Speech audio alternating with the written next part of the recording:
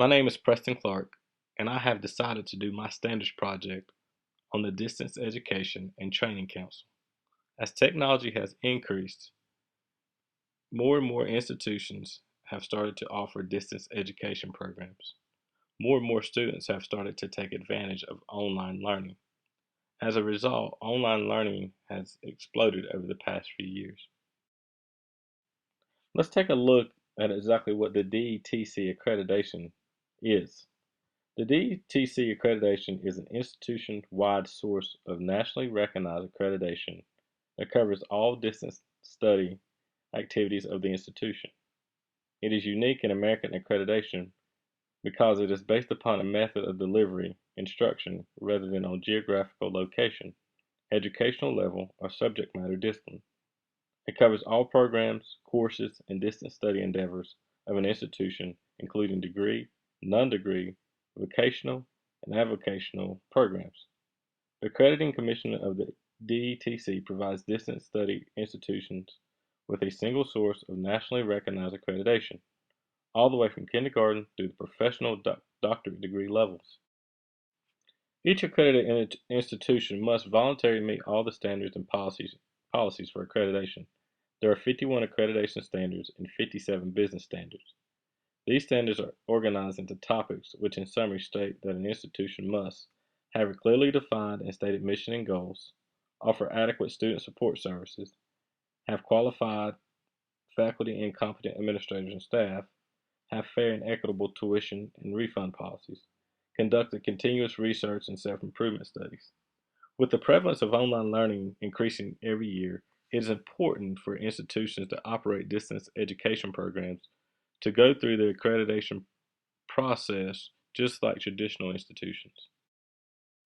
To become accredited, each institution must have made an intensive study of its own operations, opened its doors to a thorough inspection by a DETC appointed examining committee, supplied all information required by the accrediting commission, and submitted its instructional materials for a thorough review by competent subject matter specialists. Initial accreditation is granted for no more than 3 years, after which the process is repeated every 5 years. Last year, I was lucky enough to participate in the Advanced Ed accreditation, and one of the most important parts of the accreditation process is actually doing a self-analysis of your own operation. Going through this process helps you develop a lot of self-awareness about your institution, and it also helps you make future instructional decisions as well as decisions that will impact your whole school environment. Here are a few philosophical guiding principles for the DETC accreditation process. Accreditation is purely voluntary. The applicant institution voluntarily elects to apply for accreditation, and it voluntarily agrees to comply with all standards and policies of the Commission. Accreditation is a non-governmental peer review process in which the integrity and good faith of an institution and its officers are essential. The burden of proof in demonstrating compliance with standards always rests with the institution, not with the accrediting commission. The institution, whether it is an applicant seeking initial accreditation or an already accredited institution undergoing an on-site evaluation or responding to other commission-directed inquiries of any kind, has a burden of proof in making a showing to the accrediting commission that it meets or exceeds the standards. The Accrediting Commission considers information about an applicant institution from any source in reaching its conclusion. Distance education can be described in a variety of ways. So, distance education, also called online education, home study, correspondence study, or internet-based learning, is designed for learners who live at a distance from educational providers or institutions. It is a formal enrollment and study with an educational institution that provides organized, formal learning opportunities for students. The Distance Education and Training Council accreditation process contains 12 accreditation standards. They are as follows: Institution, the institution's mission, goals, and objectives. Standard 2, educational program objectives, curricula, and materials.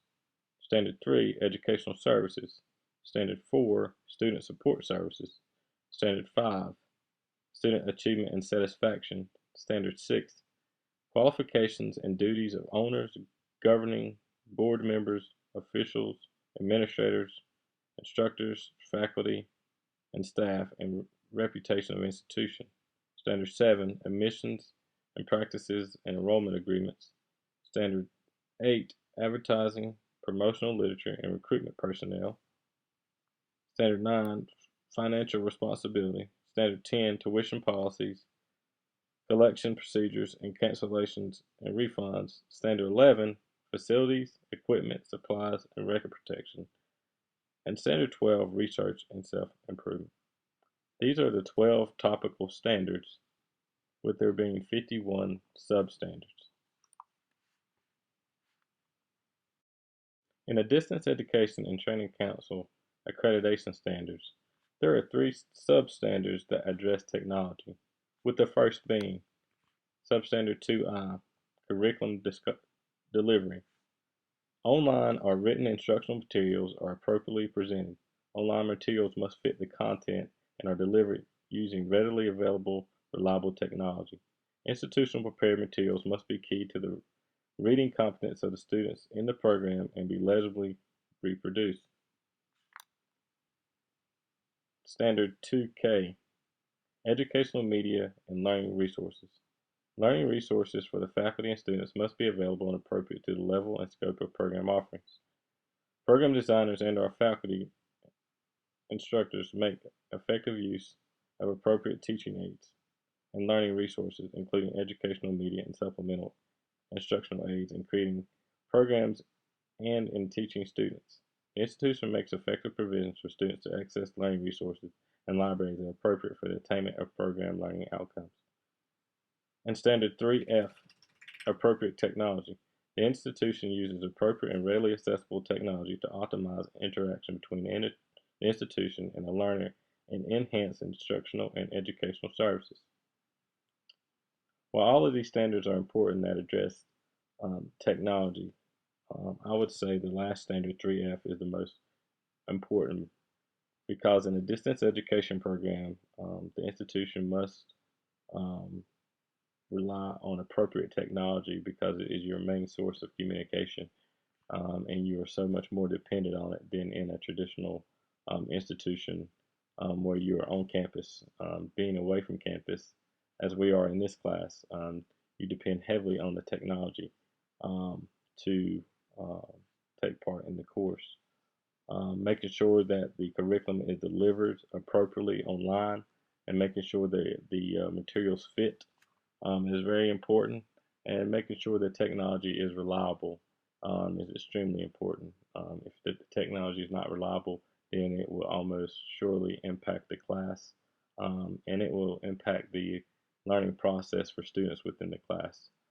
So basically, when you are taking part in a distance education program, it needs to take the process needs to be smoothly, just like you were taking part in a traditional setting.